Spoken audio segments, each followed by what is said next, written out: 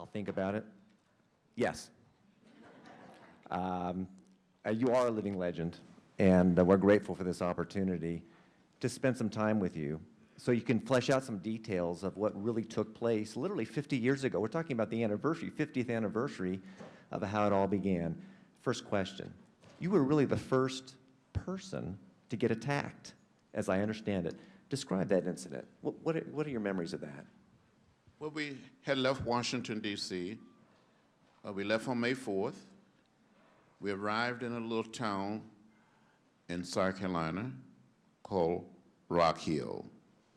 It's about 35 or 40 miles from Charlotte, North Carolina.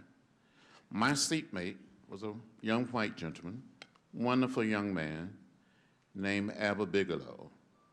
We both had gone through nonviolent training, and we just started walking through the door. And the moment we entered the door, it said, "White waiting." A group of young men attacked us, left us bloody, lying in the doorway. And a few minutes later, a group of police officers came up and wanted to know whether we wanted to press charges. And we said no. We believe in the way of love, the way of peace, the way of nonviolence. We're not struggling against our fellow human beings. Was there ever a time, because that was the focal point, was nonviolence at all costs, was there ever a time when you just wanted to strike back? You, maybe in the melee, the confusion of the event where the iron bars are coming down, or however you were attacked, did you ever feel like you wanted to fight back?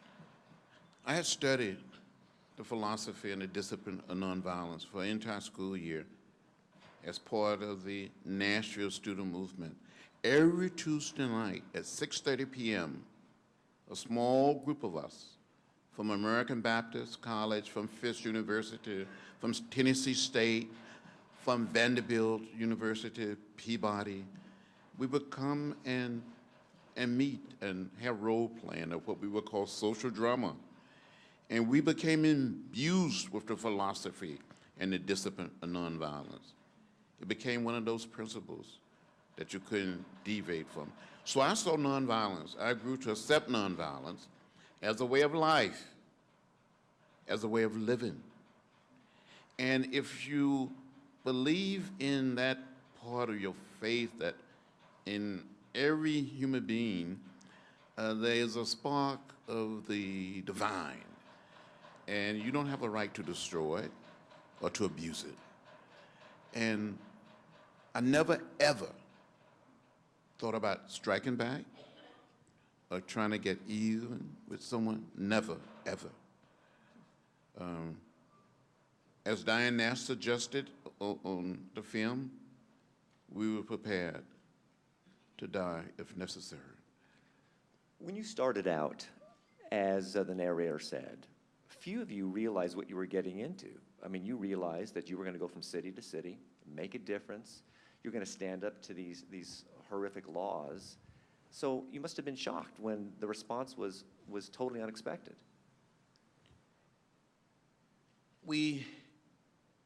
Well, no one wants to be beaten. No one wants to go to jail because you lose your sense of control. You have to go here and go there.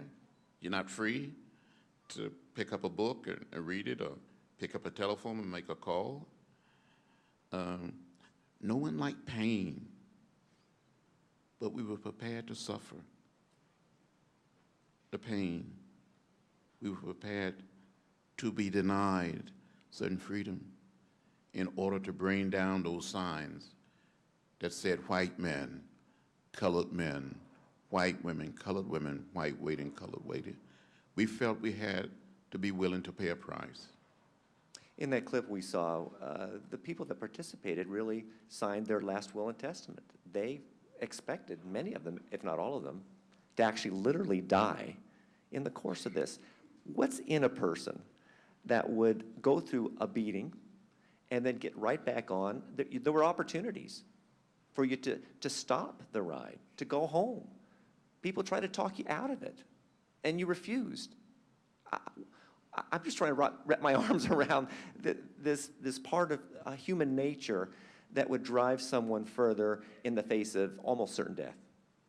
But if you believe in this idea, this possibility of creating what we call the beloved community, the good community, the good society, if that is the goal, if that is the end, you have to be consistent. You have to be persistent. Something that is so good, so right, and so necessary. And I think we all have made up our minds that somebody had to take a stand and be willing to pay the price, and we were willing. Ms. Kelly, I'd like to bring you in the conversation because I'll be glad to. during this particular time frame, you were in Baltimore, Maryland, very, very close to Washington, D.C., as everyone knows, and there were activities and events taking place there concurrently and also leading up to the whole freedom rider movement. Explain those. Well, first of all, I got involved in the civil rights movement in I think my senior year in high school, and we were working on voter registration. And at that time, my thought was not around anything in the civil rights movement, but it was getting people to vote for our rights, the things that we needed to do. However, in the course of that time, there was a group called Civic Interest Group that formed in Baltimore, and they started talking about more than just voter rights. We have other rights. We have rights to eat at restaurants. We have rights to do to work where we want. We have rights to go to the shopping center and actually try on clothes and go in stores. And I really didn't understand that those were inalienable rights or things that I didn't have the right to do. And I was very passionate about doing that. But the problem I had was my family didn't support me. So I had to do these things sort of undercover for at least a year or so before I was able to explain to them that I was participating in the movement.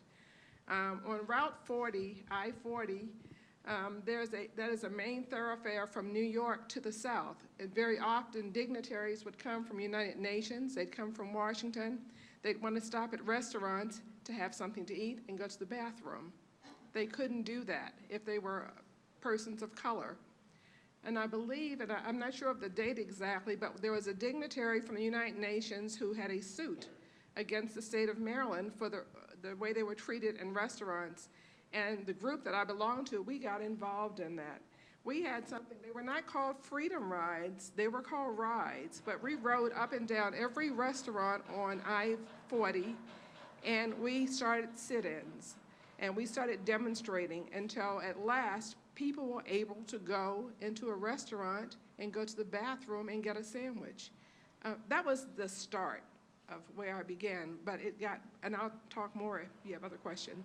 Yeah, Congressman Lewis, I want to return to this notion that this was a struggle for African American people, but on this particular freedom ride, it's really a phenomenal kind of experience because there were white people that went along, and sometimes they were more severely beaten than the black people. Explain that. It was an interracial group, black and white. We were not just fighting for the rights of African American and the rights of black people, but white people and black people couldn't go into a so-called, I guess you would call it they had the sign saying colored waiting. They didn't say black or African American. Those signs said colored waiting. Over the water fountain, it said colored. And white.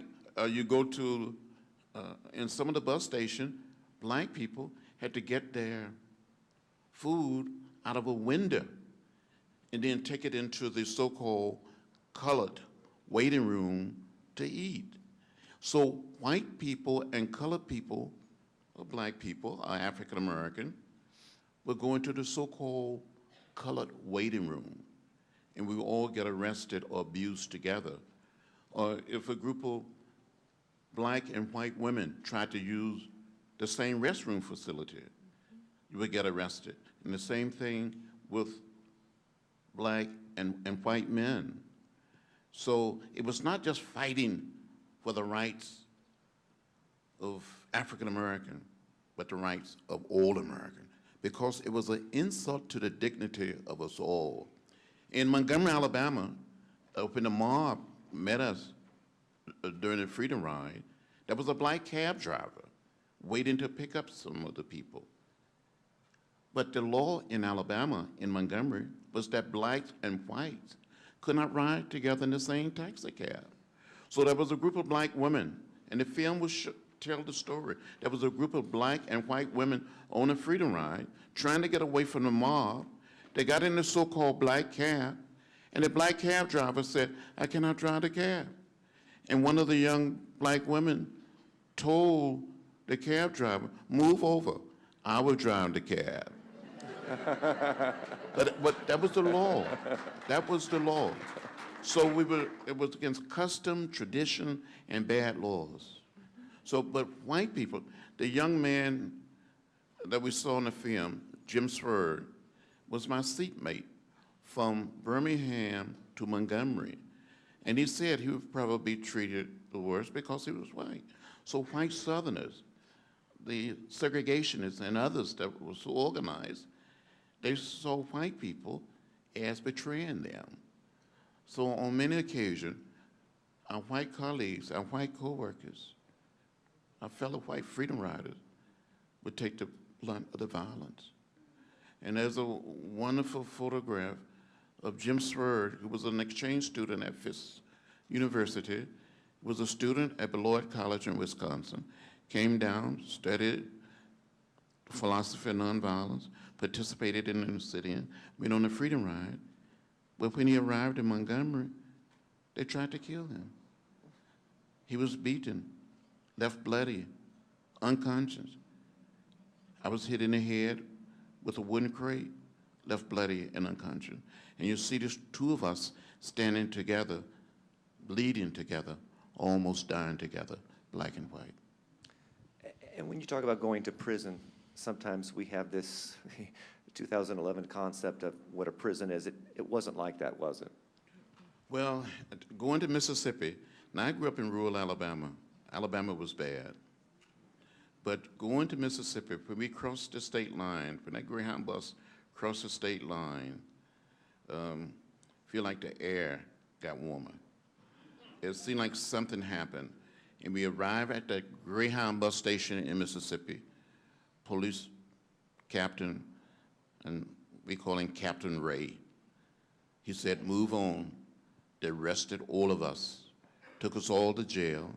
We filled the city jail, the county jail.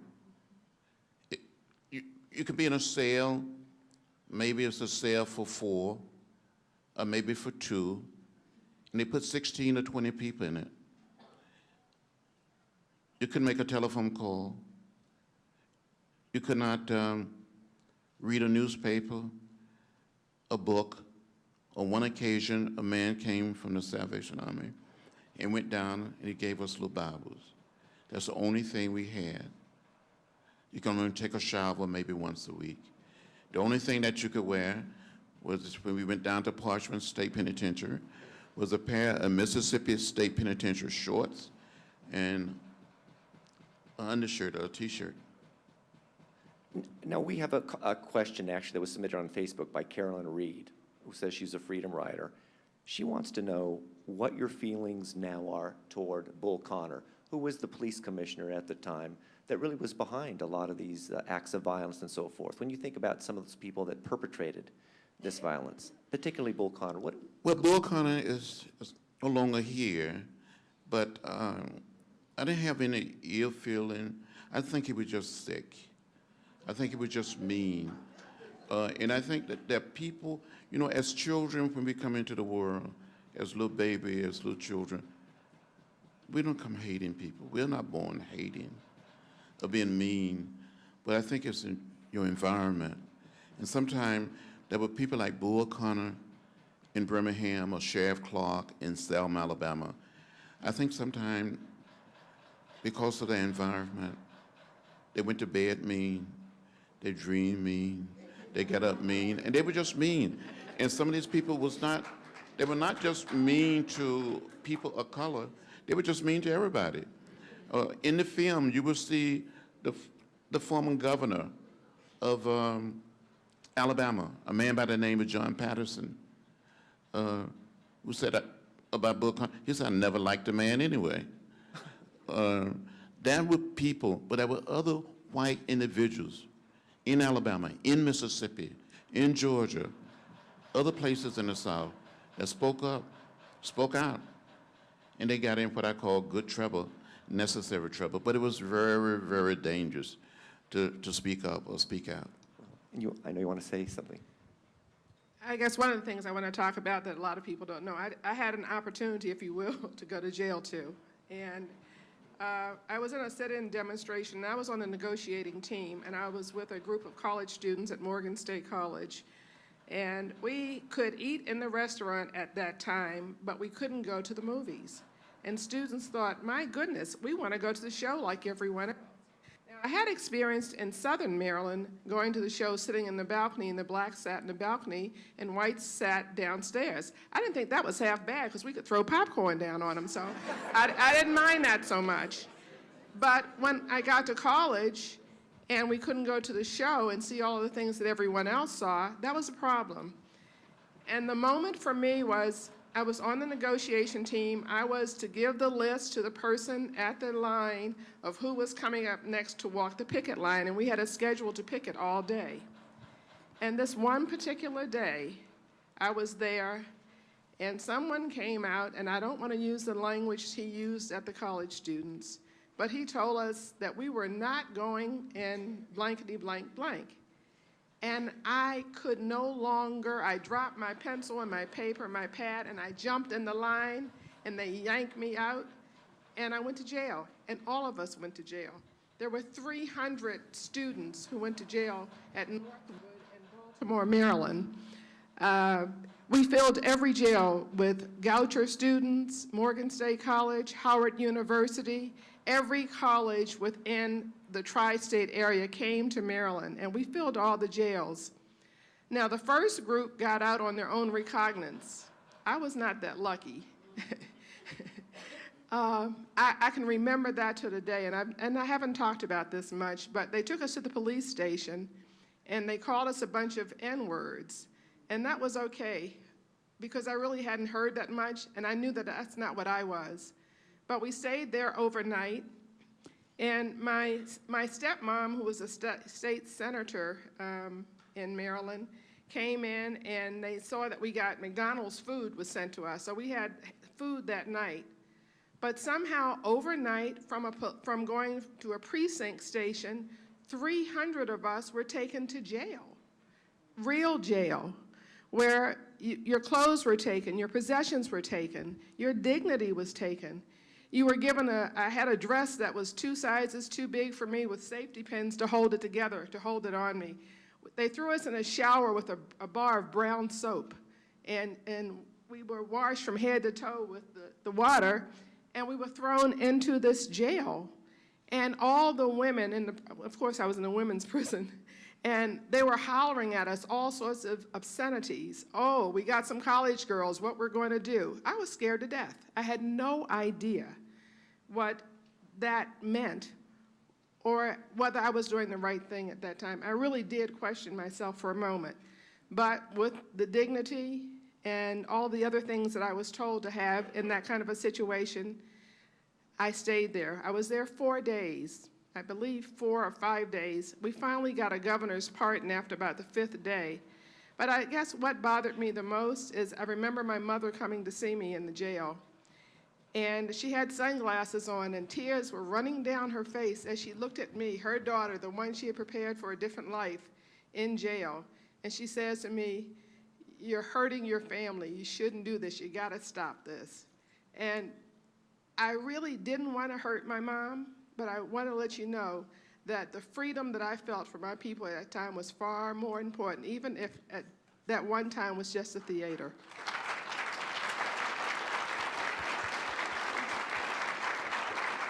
Congressman Lewis, you appear before many groups. Frequently, the word is used, a living legend. I said I'm honored. Everyone's honored to be in your presence, really. 50 years ago, it was not like that. How far have we come as a nation? Well, we've come a great distance.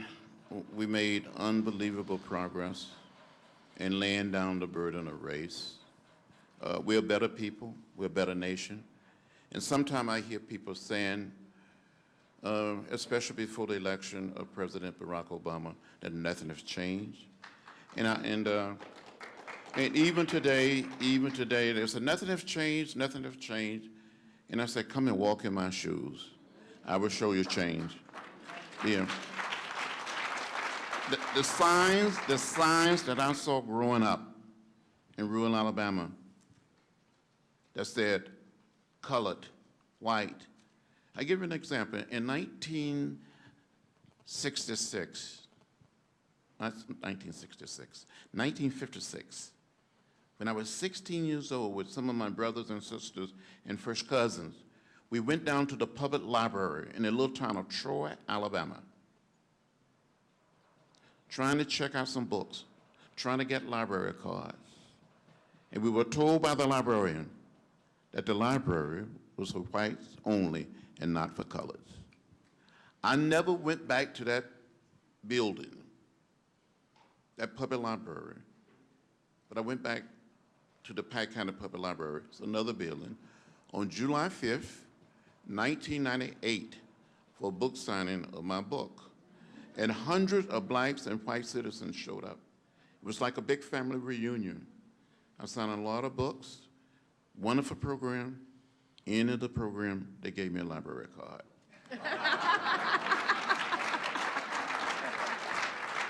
So it's a different world.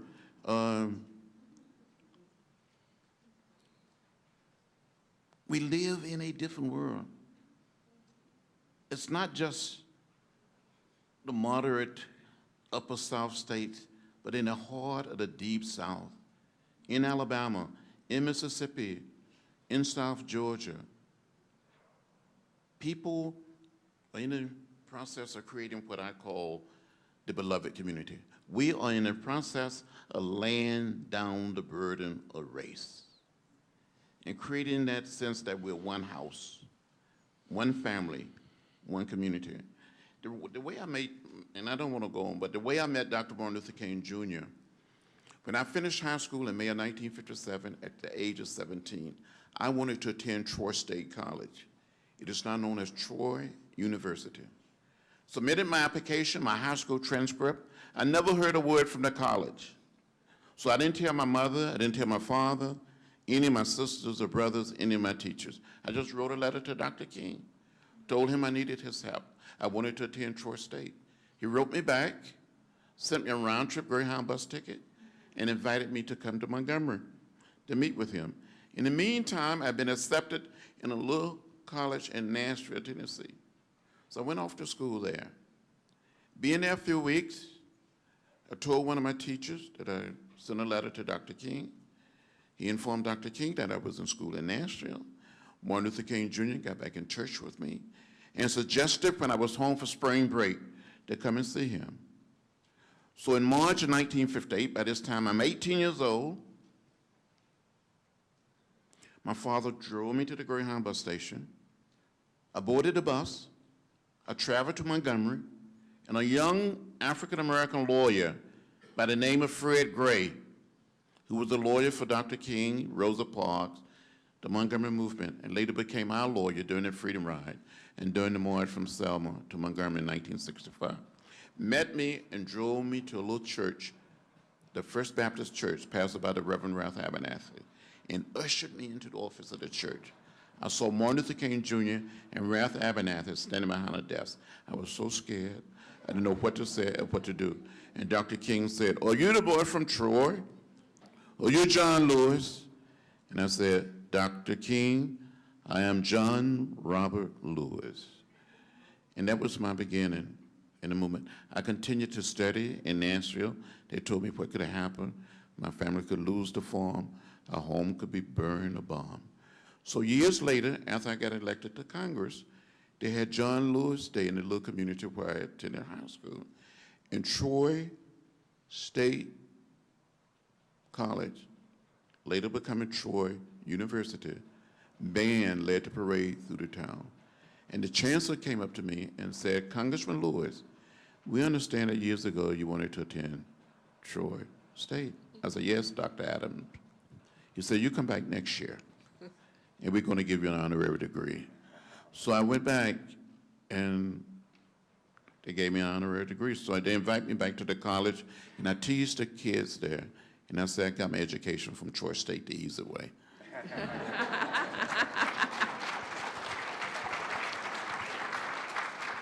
To both of you, we've almost run out of time. Congressman Lewis, I know you have another obligation. I'm supposed to let you go. I don't want to let you go, but I have to let you go. So I have one last question, and that's about this documentary.